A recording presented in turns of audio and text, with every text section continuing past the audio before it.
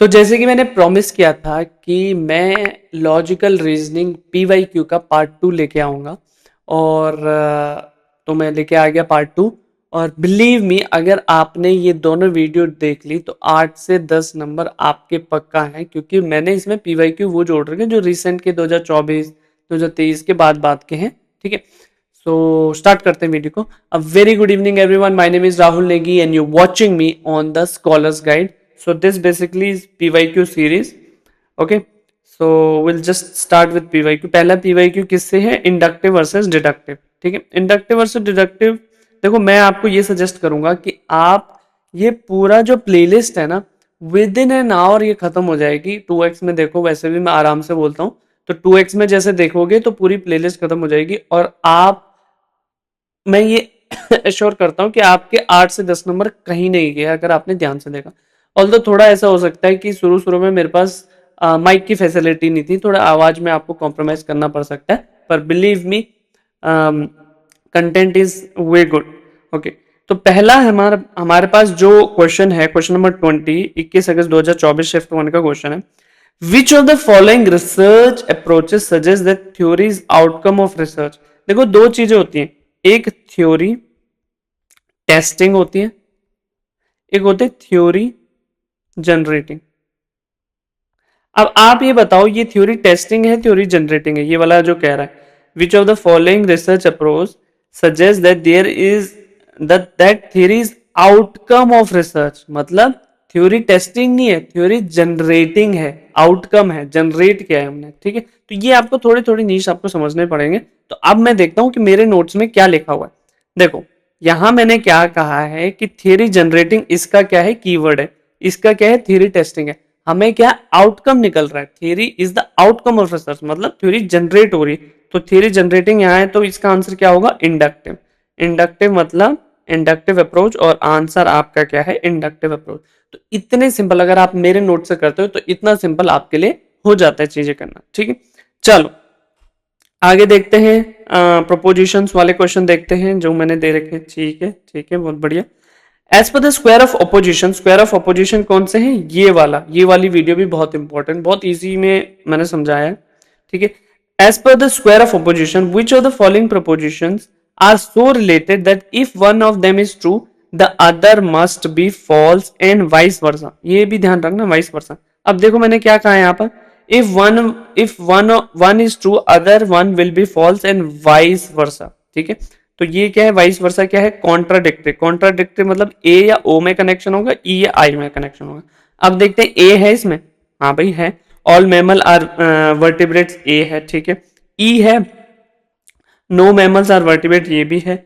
Some non mammal are vertebrate, ये तो किसी में, ये ना ए होता है, ना ओ होता है, ना ई होता है, ना ए, ये तो कुछ भी नहीं है। ठीक है, ये जैसे ए है, ये ई है, ये तो कुछ भी नहीं है, और ये है हमारे पास ओ, तो ए और ओ का बीच में कनेक्शन हो गया, ए और डी।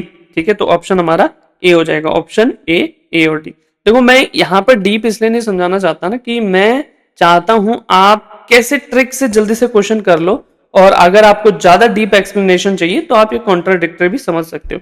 वैसे इसको समझने का एक और तरीका ये भी है कि वो तरीका, जैसे आप वीडियो देख लोगे ना, उसके बाद आप दिमाग में ही करोगे, आपको वो टेबल भी याद करने की जरूरत, दिमाग में ही हो जाएगा। जैसे square of opposition following so related one of them is true other one will be false. देखो, अगर ऑल मैमल्स, मैं कह रहा हूं ऑल मैमल्स वर्टिब्रेट है, तो अदर वन फॉल्स होगा। कैसे, सम मैमल आर नॉट वर्टिब्रेट्स। ये अब मैंने ऑल मैमल यहां पर कह दिया कि वर्टिब्रेट है, तो इसको कैसे ट्रू कह दूंगा मैं, अगर ये ट्रू है तो ये फॉल्स है, और वाइस वर्सा, अगर ये ट्रू है तो ये फॉल्स है।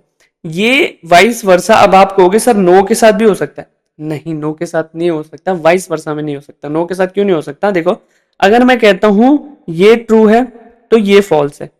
ठीक है, अगर मैं कहता हूं ये फॉल्स है तो ये ट्रू है, ऐसा जरूरी नहीं है कि नो वाला फॉल्स है तो ये ट्रू होगा।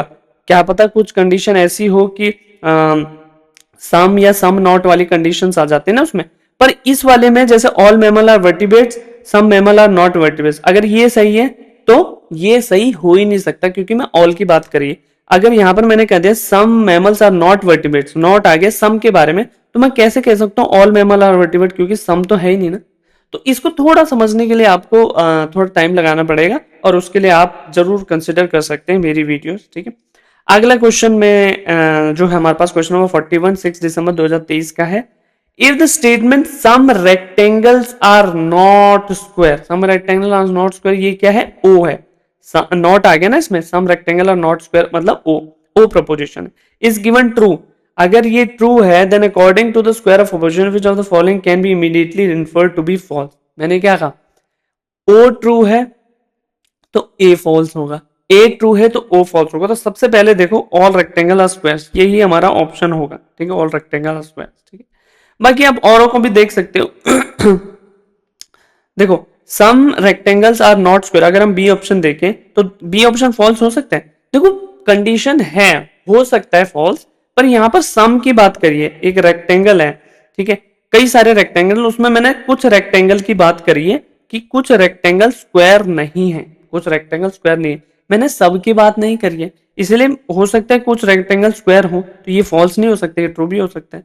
नो रेक्टेंगल आर स्क्वायर्स, ये भी कंडीशन नहीं, अगर ये कंडीशन सही हो गई तो ऑब्वियस ही बात है ये फॉल्स कैसे हो जाएगी। तो मतलब समझ, कहने का मतलब ये है कि आपको अगर सम रेक्टेंगल्स आर नॉट स्क्वायर आ गया तो इमीडिएटली क्या फॉल्स होगा कि ये कंडीशन हो ही नहीं सकती ट्रू, क्योंकि सम के साथ नॉट आ गया, अगर कुछ नहीं है तो फिर ऑल रेक्टेंगल आर स्क्वायर ही हमेशा फॉल्स ही होगी, ठीक है।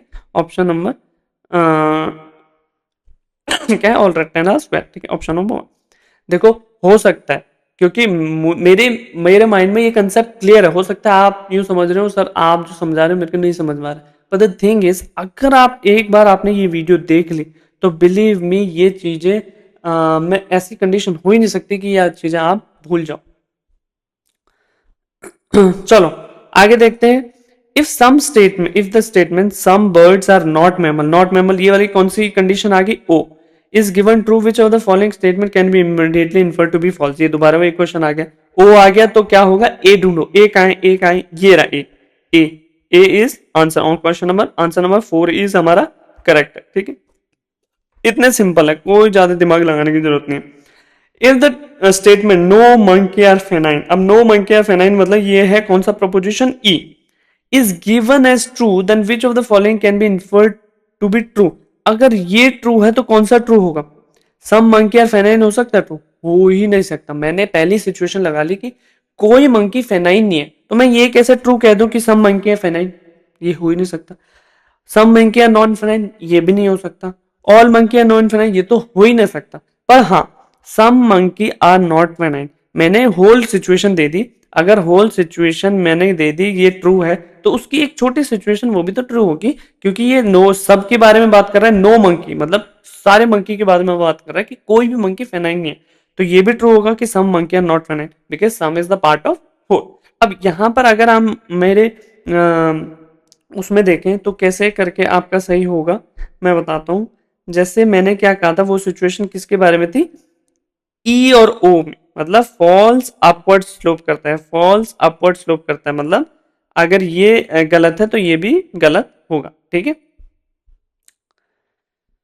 चलो ये भी हो गया, ये भी हो गया, एक और क्वेश्चन बच गया। Which of the following statement can not both be true but can both be false. दोनों ट्रू नहीं हो सकते पर दोनों फॉल्स हो सकते। अब देखो नोट्स में कहीं मेंशन है क्या? Both can not be true but both can be false, both can not be true at the same time but both can be false at the same time, और A और ई के बीच में connection, ए और ई के बीच में connection, contrary ए और ई। तो मेरे पास क्या सिचुएशन है? देखो both can not be true but both can be false, तो ऑल मंकी ए की सिचुएशन ले लूंगा और डी, ए और डी हमारा ऑप्शन हो जाएगा, ठीक है, ए और डी हमारा ऑप्शन हो जाएगा। तो बिलीव मी ये क्वेश्चन बहुत आसान है, बस आपको ये समझने की जरूरत है कि मेरे को कहां पर क्या यूज करना है। और सिर्फ देखो, सिर्फ ये पेज, सिर्फ ये वाला जो पेज आपने पूरा रट लिया ना, तो स्क्वायर ऑफ अपोजिशन के अगर कोई क्वेश्चन गलत हो गए तो आप मेरा नाम बदल देना, इतना भरोसा है मुझे इस नोट पे, क्योंकि मैंने खुद इससे किया। देखो मेरे 220 एक में, 214 एक में। अब मैं नहीं कहता बहुत ज्यादा मार्क्स है, पर इतने मार्क्स हैं कि जो मेरे ये नोट्स की वजह से आए। मैंने नोट्स को बार बार रिपीट किया और मैं बहुत ज़्यादा नहीं पढ़ता स्क्वायर ऑफ अपोजिशन के बारे में या फिर किसी टॉपिक में बारे में। एक पेज में ही मैं नोट्स को सिंक्रोनाइज कर देता हूँ, जिससे मुझे भी मदद मिलती है और मैं चाहता हूँ आप भी इसका फायदा लें। ठीक है, अब देखते हैं और क्वेश्चन बचे हैं, नहीं तो हम इस, हाँ और क्वेश्चन नहीं बचे। ये फॉर्मल फैलेसी भी आप देख सकते हो, ये भी बहुत अच्छा है। ठीक है, चलो that's it for today. I hope you liked it. If you did, subscribe to the scholars guide, because मेरा सोल मोटिवेशन ये सब्सक्रिप्शन ही है। मैं ना कभी चार्ज करने वाला हूँ, फ्री कोर्स दूंगा यूजीसी नेट पेपर 1 का। और मोस्ट प्रोबेबली आज या कल से मैं मैराथन भी चालू कर रहा हूँ, जिसमें जैसे पहले मैं लॉजिकल रीजनिंग की मैराथन करूंगा, जिसमें 1 घंटे के अंदर सारा मैं पूरे नोट्स कवर कर दूंगा। और फिर तो फिर तो सब चीज़ आसानी हो जाएगी। That's it for today. Okay, bye.